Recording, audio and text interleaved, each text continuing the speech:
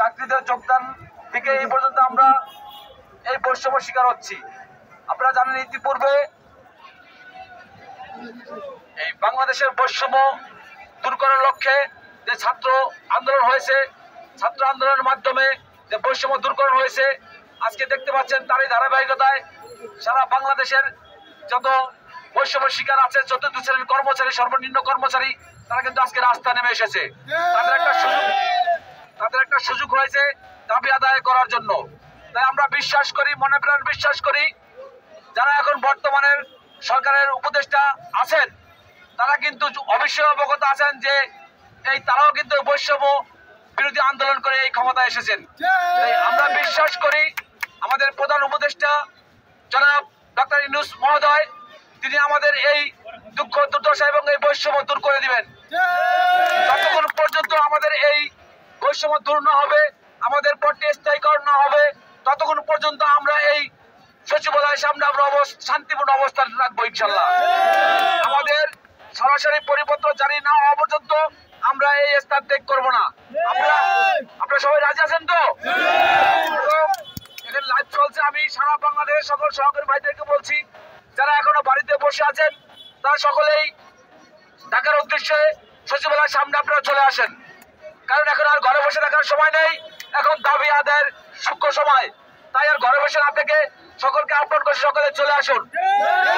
আমরা দাবি আদায় না হওয়া পর্যন্ত মাঠ ত্যাগ করছি না ইনশাল্লাহ। সকলকে ধন্যবাদ জানাচ্ছি, পরবর্তীতে আবার কথা হবে।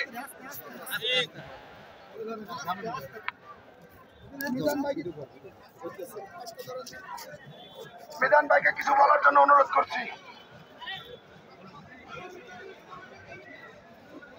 ধন্যবাদ ফরিদপুর জেলার কৃতি সন্তান আমিনুর ভাইকে। আজকে এই স্বাধীন দেশে ৩৭,০০০ দপ্তরি কাম প্রহরী রাজপথে নেমে এসেছে। কিসের জন্য আমরা নেমে এসেছি?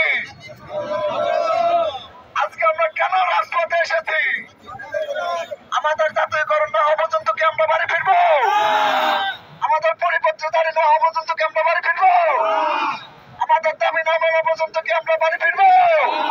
আমরা কি রাজপথে থাকবো? আমাদের দাবি মানতে হবে। দপ্তরিদের চাওয়া জাতীয়করণ হওয়া, প্রিয় সহকর্মী ভাইয়ের আমার, কেউ খাবে আর কেউ পাবে না, তা হবে না। একটা প্রতিষ্ঠানে সবকিছুই সরকারি, একজন দপ্তরি কাম প্রহরী কেন বেসরকারি থাকবে? আমরা বলতে চাই সরকারকে যে দপ্তরি কাম প্রহরীদের কেন এত বৈষম্যের শিকার হয়ে 13 বছর ধরে চাকরি করতে হচ্ছে, তাদের 11 বছর ধরে একই বেতন দেওয়া হচ্ছে। এটা কি বৈষম্য না? দিনে স্বাধীন দেশে 24 ঘন্টা দায়িত্ব পালন করতে বাধ্য করা হচ্ছে। এটা কি বৈষম্য না? ওই ভিত্তিক ছুটি নাই, প্রতিদিন হাজিরা খাতায় স্বাক্ষর করতে হয়। স্কুলে কোনো কিছু হারিয়ে গেলে সেই চাকরির ভয় দেখিয়ে দপ্তরের কাছ থেকে জরিমানা নিতে হয়। এটা কি বৈষম্য না? সকল বৈষম্য কি দপ্তরিদের ক্ষেত্রে প্রযোজ্য?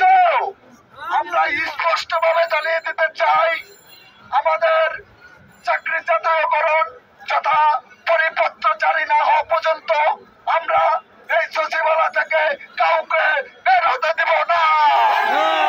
আপনারা কি সবাই রাজি আছে? আমাদের দাবি মানতে হবে। আমাদের দাবি দপ্তরিদের চাওয়া